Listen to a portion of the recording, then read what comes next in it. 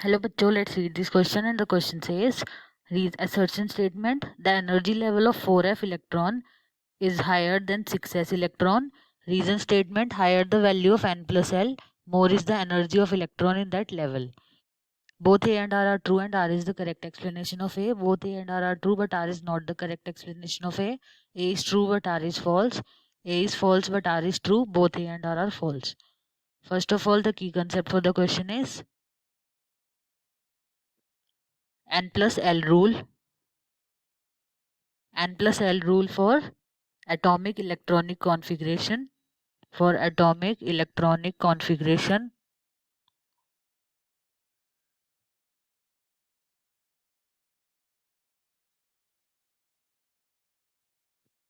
तो हम यहाँ से देख सकते हैं कि किसी भी पर्टिकुलर इलेक्ट्रॉन की जो कि एक पर्टिकुलर ऑर्बिटल में है, electron in a particular orbital, उसकी एनर्जी हम कैसे फाइंड आउट कर सकते हैं using n plus L rule. तो यहाँ पर हमें गिवन है 4f एंड 6s।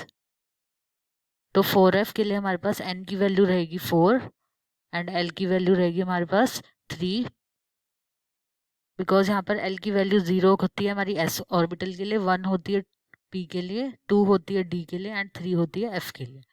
तो यहाँ से हमारे पास n प्लस l की वैल्यू आएगी 7 एंड 6s के लिए n की वैल्यू 6 होगी, l के लिए हमारे पास 0 एंड n प्लस l आएगा हमारे पास यहाँ से 6।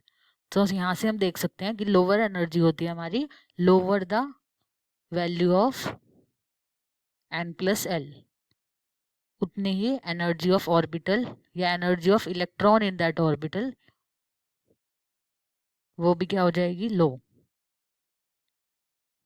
तो यहाँ पर से हम देख सकते हैं कि 6s की एनर्जी कम है 4f से। तो हमारी जो असर्शन स्टेटमेंट है कि 4f की एनर्जी हायर होगी, तो यहाँ से हम देख सकते हैं 4f की हायर है, तो ये स्टेटमेंट करेक्ट है। And higher the value of n plus l, more is the energy of electron in that level, तो ये भी करेक्ट स्टेटमेंट होगी हमारी। तो हमारा आंसर रहेगा option number A. I hope आप सबको समझ आया होगा। All the best.